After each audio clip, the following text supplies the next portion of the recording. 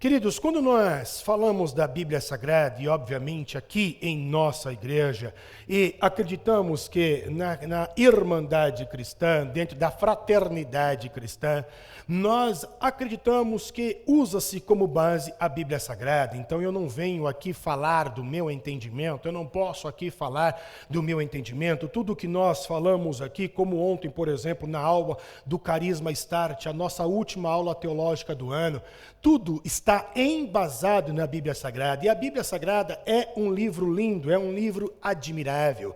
E para que possamos entender melhor a Bíblia Sagrada, ela está dividida em gêneros literários. Então, quando você lê a Bíblia Sagrada, você vai encontrar livros de cunho histórico, que vão descrever a história de um determinado povo. Você vai encontrar livros biográficos, livros proféticos e livros também poéticos. E os livros na categoria poéticos são descritos ou possuem o título de Jó, Salmos, Provérbios, Eclesiastes e Cantares. Estes são os livros poéticos. E estes mesmos livros poéticos, diria eu que também são livros filosóficos, pois quando você lê estes livros, você é levado ao patamar do raciocínio, você é levado ao patamar da reflexão.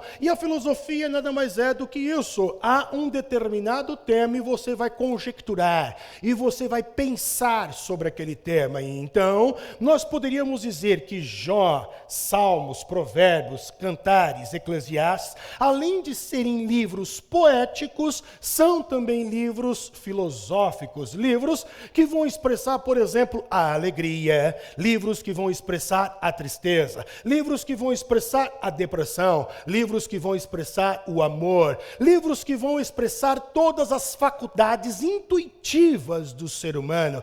Por este motivo, digo que esses mesmos livros poéticos, também de cunho filosófico, eles podem ser caracterizados ou interpretados como livros que falam da nossa subjetividade. Por subjetivo, eu falo essência, ou seja, estes livros falam da nossa essência, da nossa composição como ser humano. E o ser humano é composto pelo quê? Por corpo, por alma e por espírito. E estes livros poéticos descrevem justamente isso. Eles descrevem os gritos do corpo, os gritos da alma e os gritos do espírito, pois o corpo, a alma e o espírito gritam. E quando falamos do grito do corpo,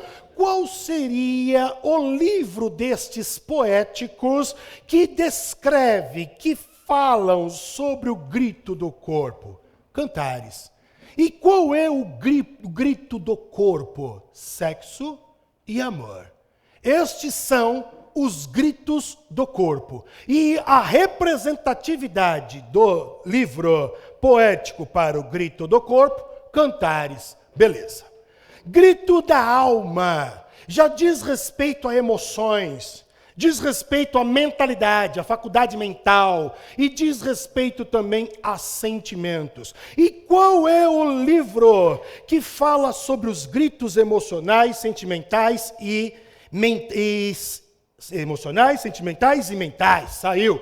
Quais são os livros que descrevem esses gritos? Salmos, Provérbios e Eclesiastes. Já o único livro que sobrou é Jó. E este livro fala sobre o grito do Espírito. Porém, quando nós falamos sobre Espírito, a palavra Espírito é sinônimo de vida.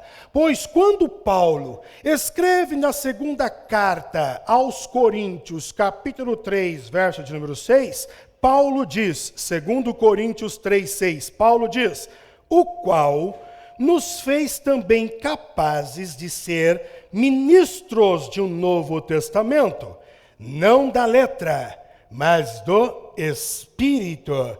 Porque a letra mata, mas o Espírito vivifica. Em outras palavras, o Espírito dá vida, o Espírito é vida. Quando vamos para Ezequiel, capítulo de número 37, verso de número 10, o profeta Ezequiel então vem e diz: e profetizei com ele, como ele me deu ordem. Então o Espírito entrou neles. Em quem? No vale de ossos secos. Entrou naqueles cadáveres e viveram.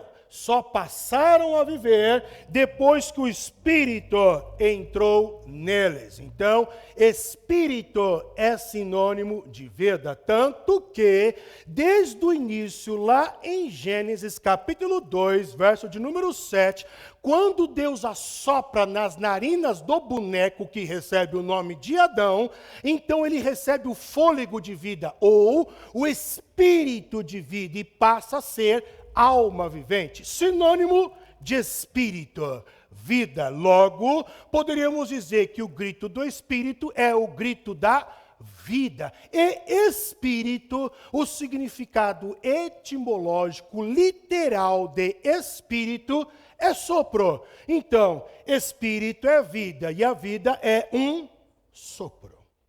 É essa a conclusão que nós chegamos. Mas a pergunta é: eu sei qual é o grito do corpo, eu sei qual é o grito da alma. Do corpo é o sexo e o amor, da alma já são os gritos relacionados à emoção, ao sentimento e à mentalidade.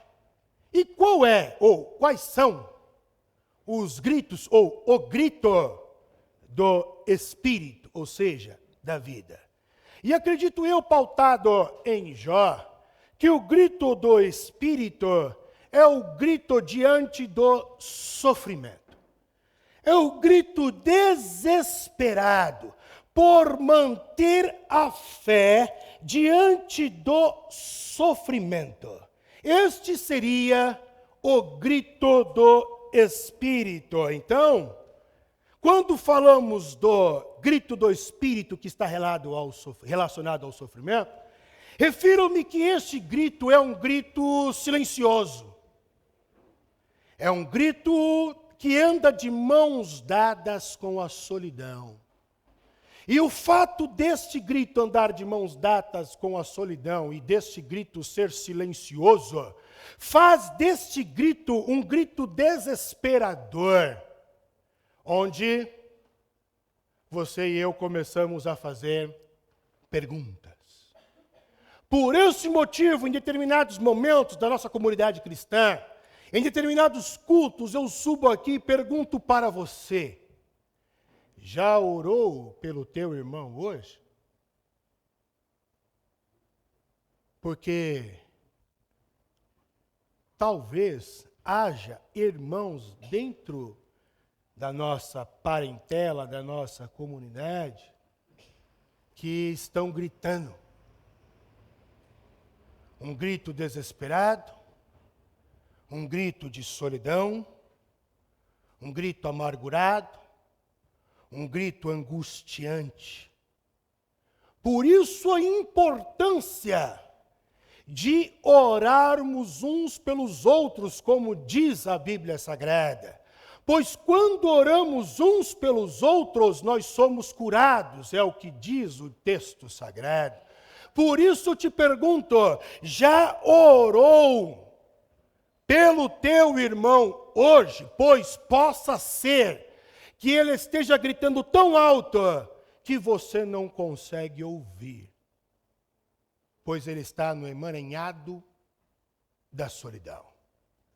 Agora, quando falamos de sofrimento, que tipo de sofrimento seria esse que o Espírito ele grita? E acredito eu que é o sofrimento que não possui uma causa aparente. E todo sofrimento que não possui uma causa aparente é também um sofrimento que te leva a fazer questionamentos. E questionamentos a Deus, indagações a Deus. Você olha para um lado e você não consegue entender por que é que você está sofrendo. Você olha para o outro lado e você também não consegue investigar e entender por que é que está sofrendo. Você olha para frente, para cima, para trás e para baixo e não há explicação plausível para o teu sofrimento. É um sofrimento que não há causa aparente. E este tipo de sofrimento nos leva a indagações. Perguntas como, por exemplo, Deus, por que eu? Deus, por que eu estou sofrendo isso? Deus, qual é o teu propósito em tudo isso? Deus, o que o Senhor quer de mim? Essas são perguntas que o nosso espírito faz quando não conhecemos a causa. Pois quando falamos de sofrimento, há sofrimentos que acontecem porque eu corri e porque eu provoquei. Exemplo, uma vida dissoluta em vícios. Vai chegar um momento que isso vai trazer consequências para o meu corpo. E eu vou sofrer. E as pessoas que estão ao redor de mim também irão sofrer. Uma vida que não consegue dormir direito e também não se alimenta direito, mesmo sabendo que deveria comer tal coisa, não come, tira do cardápio. Vai chegar um momento em que essa pessoa vai ter problemas que podem ser irreversíveis e com isso vai sofrer. E vai trazer o sofrimento para todos os que estão ao seu redor. Você fumou 10 anos, 20 anos, 30 anos e não quer ter algum problema relacionado à respiração? Relacionado às células? Quem buscou esse tipo de sofrimento? Foi a própria pessoa. E há aquele sofrimento que eu não tenho controle.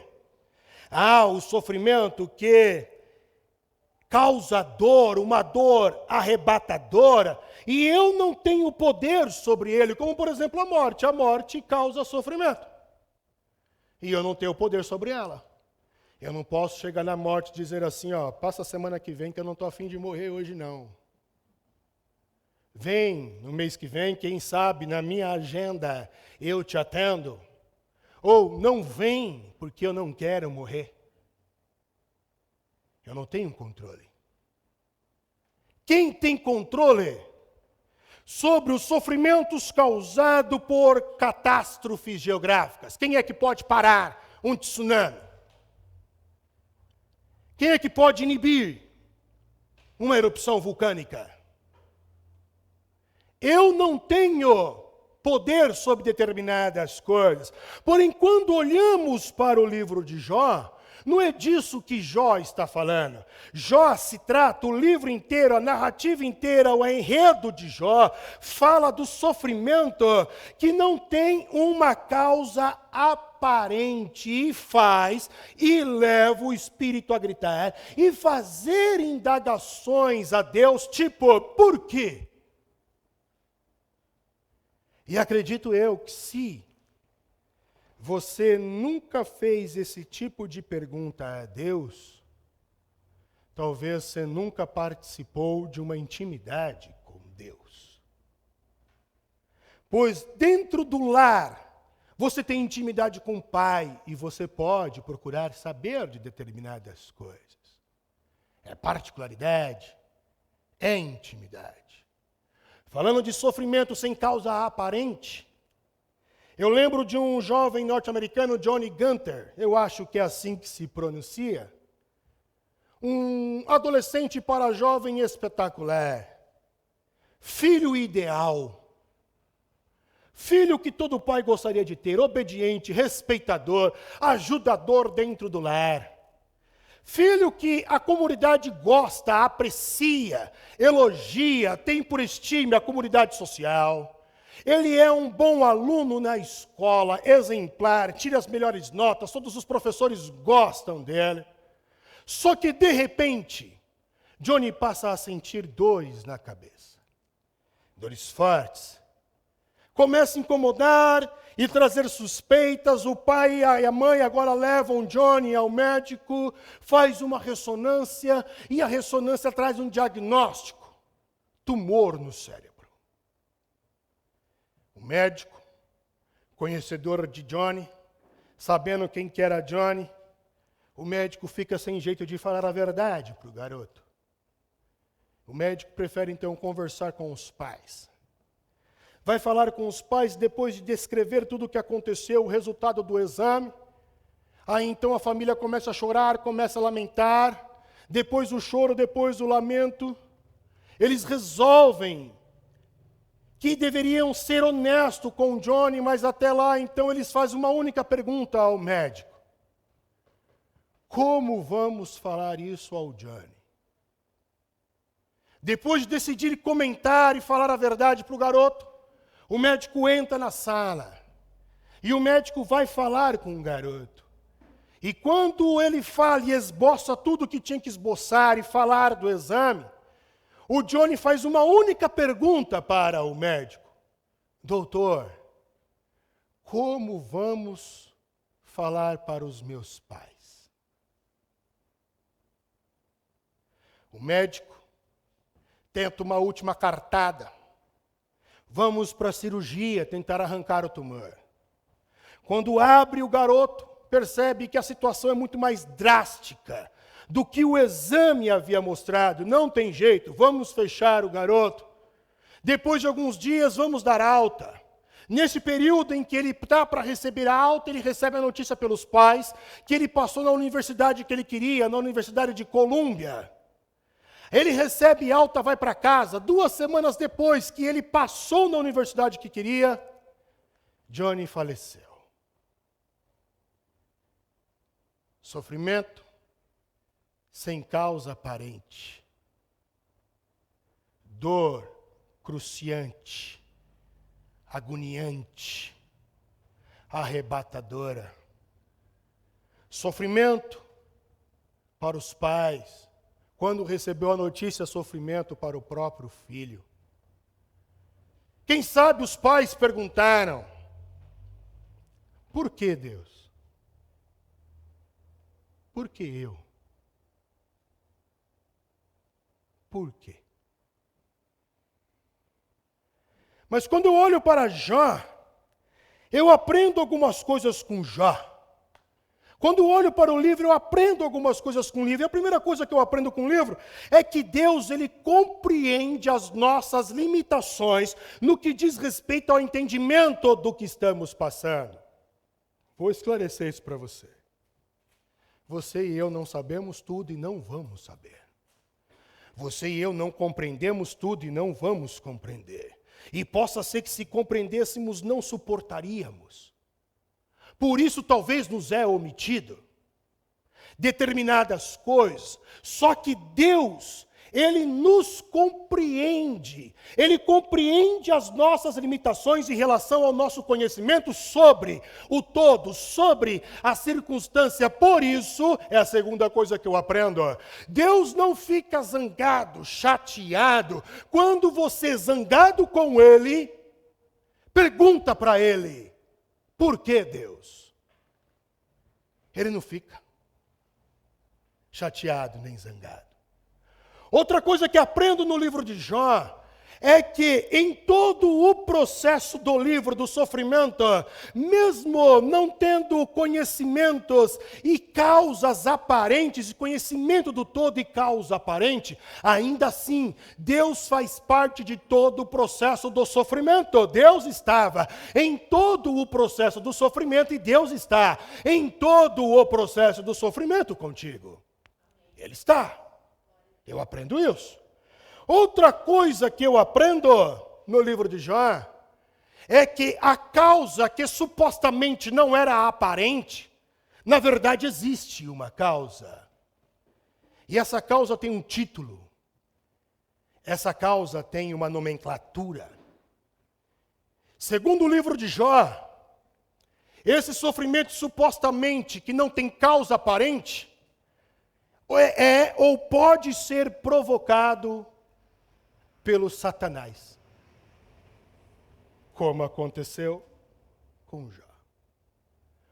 Jó deixa claro que existe uma outra entidade, uma outra personalidade que luta pelo poder, pelo governo. Luta contra Deus pelo governo. A diferença é que Deus traz vida. Satanás existe e é uma personalidade. Ele recebe o título de Satanás, o título de diabo. Ele é o acusador, ele é o adversário. Mas por onde ele passa, ele deixa um rastro de sofrimento. Onde ele toca, ele mata. O que ele toca, ele mata. E por onde passa, ele deixa um rastro de sofrimento. Então, eu consigo compreender que quando não há um motivo aparente, há uma guerra para a destruição da minha vida que pode provocar o sofrimento. E essa guerra provocada tem um nome: Satanás, diabo, Apolion, serpente, dragão, capeta, demônio, não importa. Ele está lutando contra a tua vida. E diz a Bíblia Sagrada, Jesus é bem claro, em dizer que o diabo veio para matar, roubar e destruir. Paulinho, escrevendo para Efésios, capítulo de número 6, verso de número 12, disse: porque não temos que lutar contra a carne e o sangue, mas sim contra os principados, contra as potestades, contra os príncipes das trevas deste século, contra as hostes espirituais da maldade nos lugares celestiais. Irmão, preste atenção numa coisa: o evangelho não é para você ficar no bem bom. O evangelho é um palco, é um ringue. O diabo está lutando contra você. E às vezes não conseguimos encontrar um motivo aparente, mas está escrito, e pasmem, o livro mais antigo da Bíblia Sagrada não é Gênesis. E o primeiro livro a ser escrito também não é Gênesis. O primeiro livro a ser escrito, o livro mais antigo da Bíblia Sagrada é Jó. Logo de cara, Deus já está mostrando para a humanidade, presta atenção, tem um cara que odeia vocês só porque eu amo vocês. E ele está lutando contra vocês. E vocês vão passar por sofrimento, e vocês não vão identificar a causa, mas a causa tem nome: Satanás. Então vigia, toma cuidado, porque ele veio para matar, roubar e destruir, é contra ele a tua luta. Pedrinho, ou Pedroves, que vai mais além. Pedro diz na primeira carta, no capítulo de número 5, verso de número 8, que o diabo é como se fosse uma besta fera, odiosa e raivosa. E Pedro vem e diz: sede sóbrios, irmãos. Sede sóbrios, cabeça no lugar, para que esse negócio de emoção, sede sóbrio, crente. Culto racional, é o que disse Pedro: sede sóbrios, vigiai. Vigiai. E ele continua: porque o diabo, vosso adversário, é uma besta. Ele está andando ao derredor, ele está fazendo barulho, ele está espumando, ele está raivoso, como um leão, buscando alguém que possa tragar. Então, este sofrimento, que a princípio não tem causa aparente, na verdade tem. É o diabo. Agora, o que me chama a atenção também na literatura poética de Jó, é que além de darmos o nome e começarmos a entender que existe uma causa para o sofrimento, que a princípio não era aparente, não tinha uma causa aparente, mas tem, é que quando eu passo por esse tipo de sofrimento, que parece não ter uma causa aparente, quando eu passo por esse sofrimento, eu recebo condolências. Eu sou amparado. O grande problema é que algumas condolências, elas mais pioram a situação do que ajudam. E isso aconteceu com Jó. Jó tinha uns amigos lá, né? Bildade, Elifaz e Zofar. Jó tinha uns amigos lá. E esses caras vão visitar Jó. Souberam que ele estava no sofrimento e Jó não estava entendendo o que estava acontecendo. E eles foram visitar Jó. E quando chegam lá, eles sentem a dor de Jó. Eles são empáticos com Jó. Eles são gentis com Jó. Eles choram. Eles rasgam as vestes. Eles lamentam por 7 dias e por 7 dias eles ficam em silêncio. Mas no final de 7 dias, esses mesmos homens resolvem falar. E aí, estragam tudo. E quando nós contextualizamos e trazemos para nós somos muito mais confortados e consolados quando as pessoas sentem a nossa dor, do que quando às vezes as pessoas falam alguma coisa. Porque quando às vezes as pessoas falam alguma coisa, elas nos acusam. Como aconteceu com Jó. Nós vamos ter aqui 3 rounds para cada amigo de Jó, na literatura de Jó. E eles chegam num desfecho, e em uma conclusão. Você sofre, os 3 são unânimes. Você está sofrendo por causa de um pecado horrível. A culpa, Jó, é tua. Acusações. Afirmações. Sem conhecimento de causa. Quando se sente a dor em silêncio, nós somos mais confortados e mais consolados. Então eu tentei trazer para os nossos dias algumas expressões que nós falamos, que logo de cara eu digo que não está errado, tá? Não me interprete mal, mas que eu não sei se tem tanto sentido quando estamos passando por sofrimentos. E a primeira que eu fiquei pensando, irmão, Deus está querendo te ensinar alguma coisa e você não está percebendo. A segunda coisa que eu ouço, já vi alguém falar irmão, isso é um período de provação, isso é um teste. Vai passar, porque todo teste passa.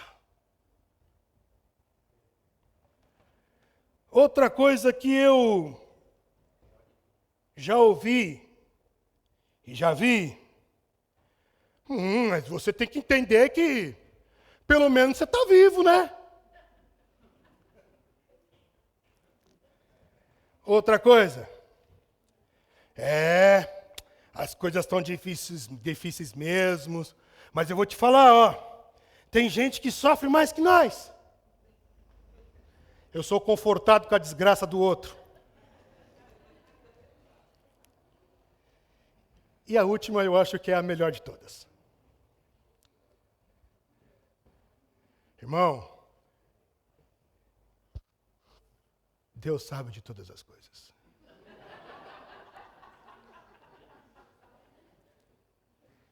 Irmão, deixa eu te falar uma coisa, não me interprete mal. Não há nada de errado com estas frases e com estas expressões, a não ser que elas são óbvias. Precisa Deus revelar para mim que é um teste? Sendo que Paulo já tinha escrito que nós somos entregues como ovelha muda todos os dias ao matador. Eu estou em constante teste. Hebreus está escrito que eu estou diante de milhares de testemunhas, uma nuvem grande de testemunha, eu estou em constante teste. Precisa de ter dom da revelação para isso? Fala aí, eu vou chamar esse novo dom ministerial de capitão óbvio. Precisa de falar que Deus sabe de todas as coisas, irmão? Precisa de falar isso? Desculpa, precisa? Repito, não há nada de errado com essas expressões, salvo que elas são óbvias. E o óbvio, às vezes, não ajuda. Não ajuda.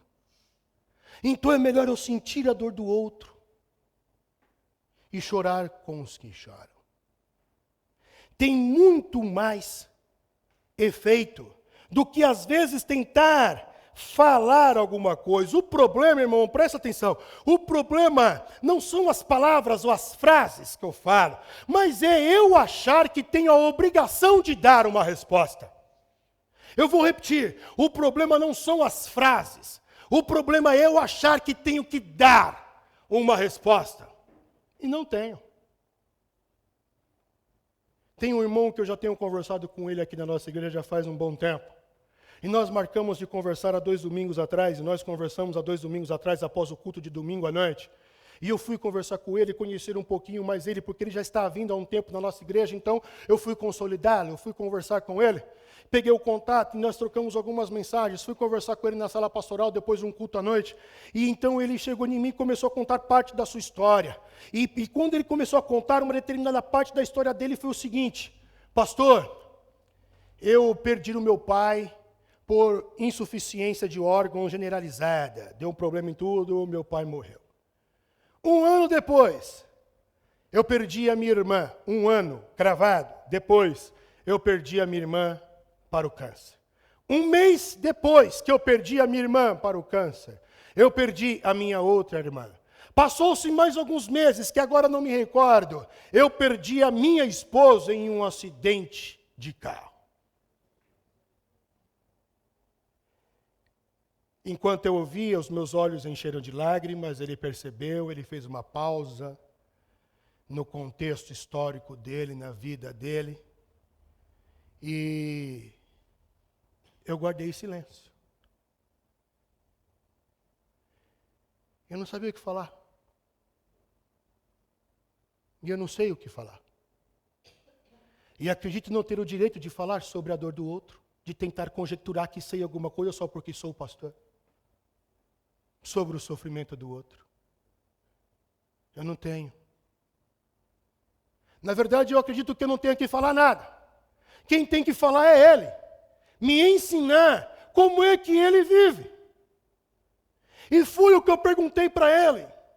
Meu irmão, como é que você vive? Em outras palavras, como é que você tem fé diante do grito do Espírito, quando tudo está desmoronando ao seu redor? E ele me falou algo que ficou gravado em minha mente. Por isso que eu li com você no começo, Jó 19, 25, 26. E o que ele falou para mim foi o seguinte: ah, pastor, desse jeito. Ah, pastor, eu acredito em Deus, eu acredito em Deus, eu acredito em Deus. Foi a resposta dele. Foi a resposta dele. Agora vê se não é o que Jó falou. Em Jó 19, 25, que nós lemos no começo. Vamos ler de novo? Jó 19, 25. Dá uma olhada no que Jó falou. Porque eu sei que o meu Redentor vive e que por fim se levantará sobre a terra. Eu sei que ele vive. Eu não é o que o nosso irmão, ele falou. Hoje mesmo eu mandei a mensagem para ele, falei assim: irmão, eu posso contar isso? Você me autoriza a falar disso? Ele falou: sim, pastor, pode falar, só não cita meu nome. Eu falei: de boa, fica tranquilo. E ele deixou, e é isso, eu não tinha o que falar. Na verdade, eu só tinha o que aprender. Mas a minha arrogância às vezes é tão grande porque só eu falo, tu não sabe nada, só eu falo. E pastor tem muito dessa mania, né? De achar que o título lhe dá autoridade para falar coisas alheias sem contexto. Sem contexto. Então, o que é o grito do Espírito? O grito do Espírito é um sofrimento que aparentemente não tem causa, mas nós vimos que tem. É um grito, é um sofrimento que aparentemente não tem causa, que provoca indagações, que eu começo a questionar Deus, onde me parece que Deus não está nem aí, Ele está em silêncio, e aí então eu começo a entrar em desespero, levando o meu espírito a gritar. Mas eu preciso ter fé. E como ter fé diante do sofrimento e do grito do Espírito? Seguindo o exemplo do irmão da Lagoinha em São Miguel Paulista. E seguindo o exemplo de Jó, acreditando, falando, professando, entendendo que servimos um Deus que está vivo. Ele está vivo e um dia Ele vai se levantar sobre a terra. Aí você pergunta assim: pastor, mas eu sofro tanto, já tenho sofrido tanto, quando é que Ele vai se levantar? Irmão, o tempo não importa, o que importa é você saber, acreditar e professar: meu Deus vive e reina. É isso que importa. E se Ele vive, e se Ele reina, Ele está no controle de todas as coisas. Porque o diabo pediu autorização para testar Jó. E o diabo pediu autorização para se andar com Pedro. Eu fico imaginando essa cena. Sabe quando o teu pai fica te olhando, só esperando você confessar o erro que você fez na escola, que o coordenador já ligou, e o pai já está sabendo e tu está tampando o sol com a peneira. Sabe aquele olhar? E o pai fica só olhando. Tipo assim. Vamos ver o que ela vai falar. Não fala. Aconteceu isso com Pedro. Pedro acordou. Quem sabe Mateus fez 2 ovos e um bacon. Todo mundo comeu. Tomou café. E Jesus está assim para Pedro.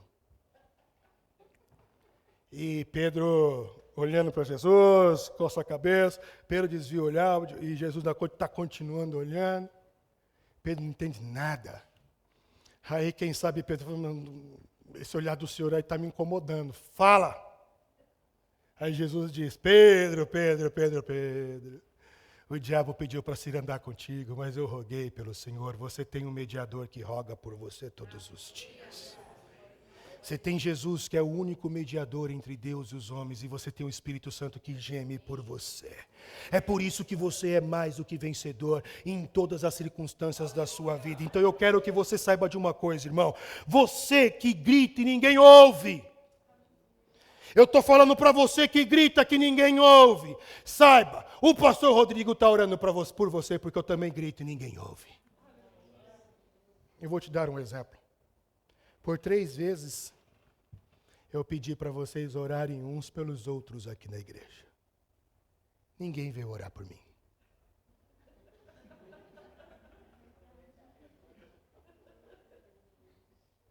É porque eu tenho um superpoder.